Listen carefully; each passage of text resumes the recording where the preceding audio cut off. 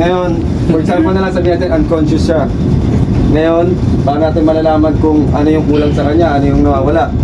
Isingin natin siya. Ano tawag? Hey, hey. Hey, are you okay? 3 beses.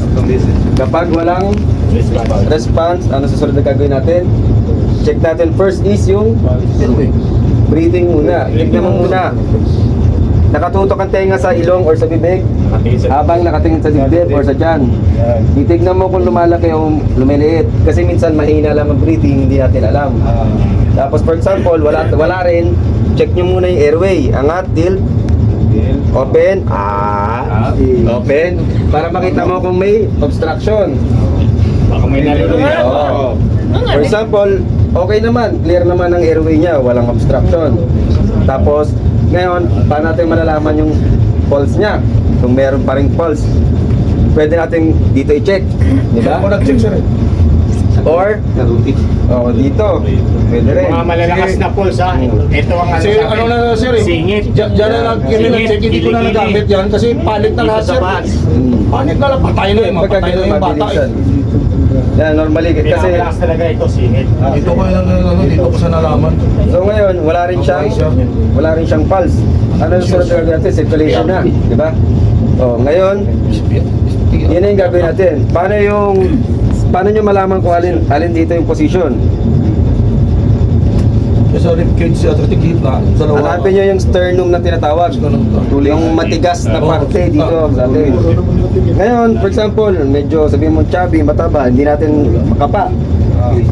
Di ba? Pwede nyo buksan yan, tignan nyo yung utong, yung nipple. Tapos gitna ng nipple na yun, yun nyo tututok yun. Paano yung position? Normal position, grasp nyo lang. Diretso hindi Straight ha, straight. Tapos, Balik na. try ko. Ang position nyo kapag nakaano kayo, straight dapat to yung katawan nyo. Hindi kayo dapat nagbabounce na gano'n ha. Kailangan yung bigat nyo ng buong katawan nyo, upper bodies, yun yung nagpapump dyan. Hindi gano'n. Hindi mismong sa ribs ha, kasi possible na mabayo. Kaya meron pa tayo. Bali yung ginawa namin yung third to rescue yun sa third di ba? To rescue. Ako taga-blow, siya taga-pump. Yan. So, ang normally, kapag tinanong tayo, 30 compression, tapos 2 blows.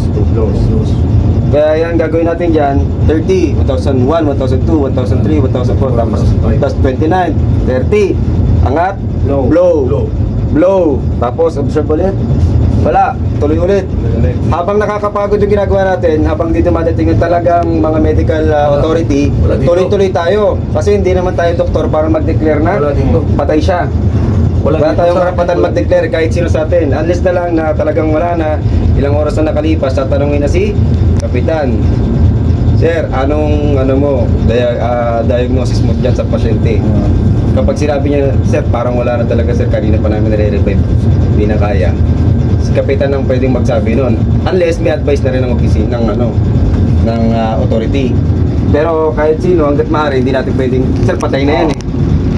Wala tayong pwede nun. Unless time goes by na, medyo tagal na, yan, pwede natin Saka mayroon lang 3 hours, dumating yung start. sa physical appearance Sa physical appearance, may pagbabago na. Nakikita, itong mga kukong na to.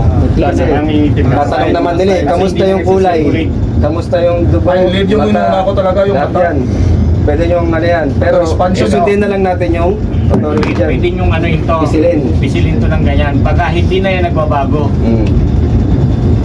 So yun, for example na lang, na-recover na natin siya. Huminga. Tapos huminga pa lang, syempre unconscious pa rin dahil ngayon, kapag naging ano na siya, humihinga na siya, kahit unconscious pa siya, pwede nyo na siya ilagay sa recovery position. Ano ba anong side yung recovery position? Ganito sir, bali ang recovery position, kung saan side ka sir. For example, nandito ako. Yung open air sir, kusang ka, kusan yan, ayan, ikilain niya. Dito sir, mas maluwag sa akin dito. Pwedeng dito ko siya ilahin sir. So paano yung recovery position? Paano? O sir, dito ako Ito, press nyo lang sa gilid. Patay ka mabagsak yan. Yan. Hawakan mo na to sa mamo. Tapos ito nakaano kasi sir. Ano natin? Paano muna sir? Patanggal mo.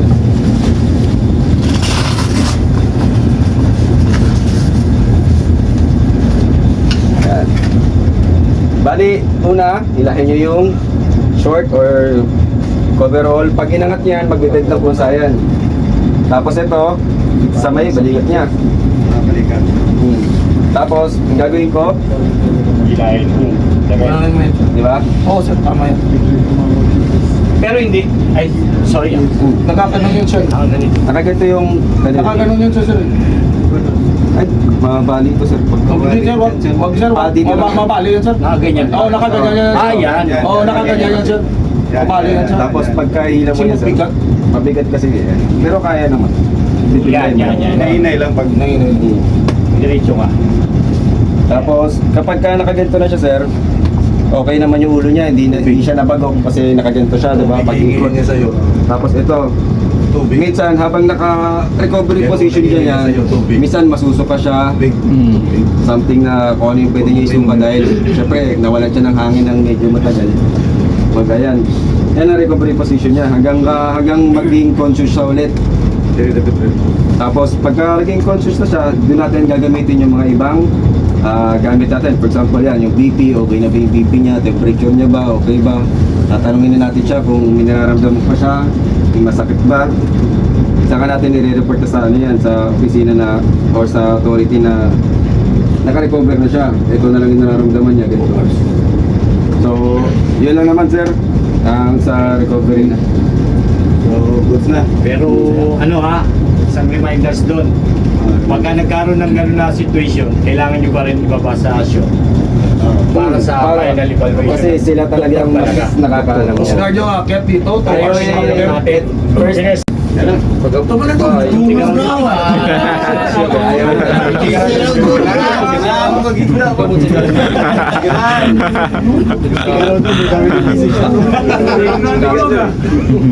Okay.